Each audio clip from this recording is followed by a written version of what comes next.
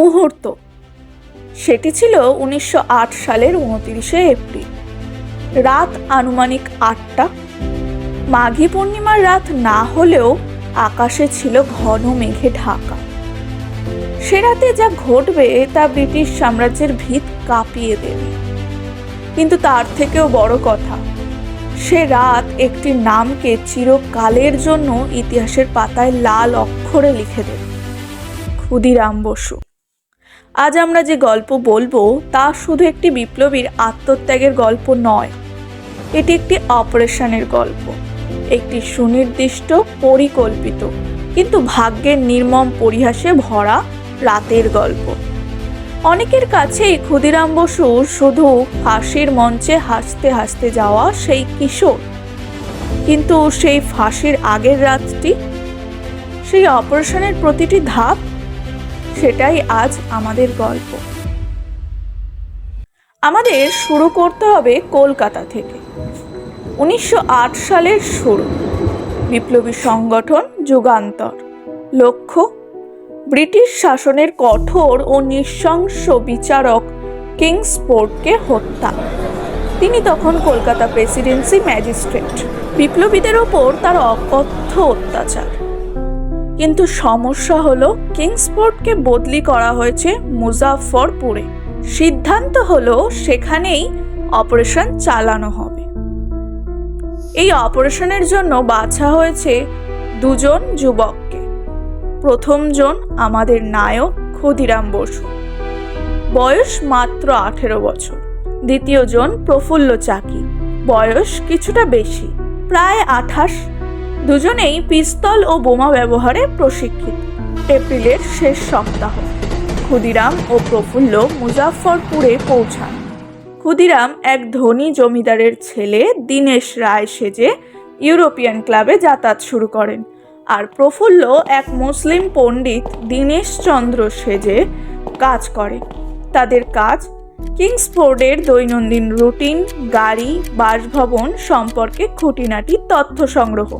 তারা জানতে পারেন কিংসফোর্ড প্রত্যেক দিন সন্ধ্যেবেলা ইউরোপিয়ান ক্লাবে যান এবং রাত 8টা সাড়ে 8টার মধ্যে ফিরে আসেন একটি ঘোড়ায় টানা ফিটন গাড়িতে। 29শে এপ্রিল। সেদিন দুপুরে তারা তাদের শেষ মিটিং করেন, অস্ত্র চেক করেন। তাদের কাছে ছিল কয়েকটি রিভলভার এবং 4টি দেশীয় তৈরি বোমা। পরিকল্পনা ছিল কিংসফোর্ডের গাড়ি ফিরে আসার সময় ক্লাব হাউসের গেটের কাছে অপেক্ষা করবেন। গাড়ি চিনতে অসুবিধা হবে না, কারণ একমাত্র ফিটন গাড়ি সেদিকে আসবে। বাদামতলি বাগিচার কাছে ক্লাব হাউসের গেটের সামনের রাস্তা অন্ধকার হয়ে আছে। হালকা বৃষ্টিও হতে পারে, এমন একটা আবহাওয়া। ক্ষুদিরাম ও প্রফুল্ল দুজনেই সাদা পাজামা ও কুর্তা পরেছে, যাতে রাতে দৃষ্টিগোচর না হন। তাদের পকেটে বোমা, হাতে রিভলভার। উত্তেজনা চরমে। হঠাৎ রাস্তার দিকে একটি ফিটন গাড়ির আলো দেখা যায়। গাড়িটি ধীরে ধীরে ক্লাব হাউসের গেটের দিকে এগিয়ে আসছে। প্রফুল্ল ক্ষুদিরাম সিগন্যাল দেন। গেটম্যান গেট খুলে দেয়। গাড়িটি গেট পেরিয়ে ভিতরে প্রবেশ করার মুহূর্তটা ছিল সর্বোত্তম। ক্ষুদিরাম দৌড়ে গিয়ে গাড়ির দরজার কাছাকাছি পৌঁছে একটি বোমা ছুঁড়ে মারেন গাড়ির ভিতরে। ভয়ানক বিস্ফোরণ শব্দে চারিদিক কেঁপে ওঠে। গাড়ির কাঠের অংশ উড়ে যায়, কাঁচ ভেঙে টুকরো টুকরো হয়ে ছিটকে পড়ে। ঘোড়া ভয় পেয়ে প্রায় দৌড়ে যায়।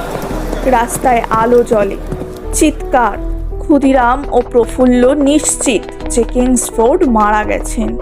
তারা পূর্ব পরিকল্পনা মতন দুজন দুদিকে দৌড়ে পালাতে শুরু করে।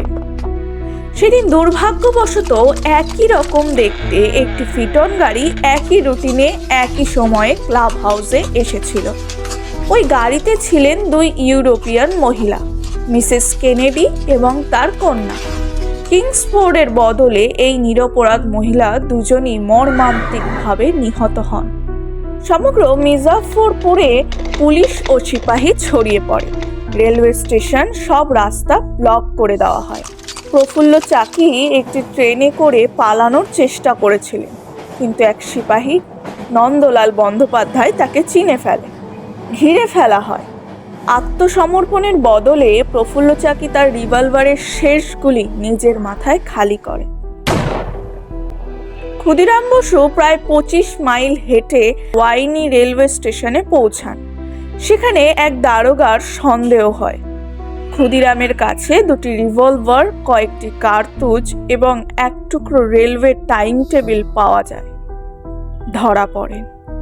এরপর শুরু হয় বিচার, যে বিচারে ক্ষুদিরাম নিজেই তার বক্তব্য দিয়েছিলেন।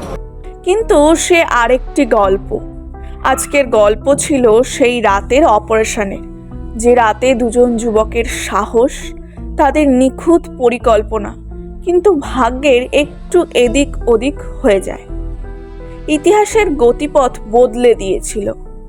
সেই বিস্ফোরণের শব্দ শুধু মুজাফফরপুরে নয়, সারা ভারতের যুব সমাজের মনে পৌঁছে গিয়েছিল। এটি ছিল শুধু একটি অপারেশনের শেষ নয়, এটি ছিল এক নতুন অধ্যায়ের সূচনা।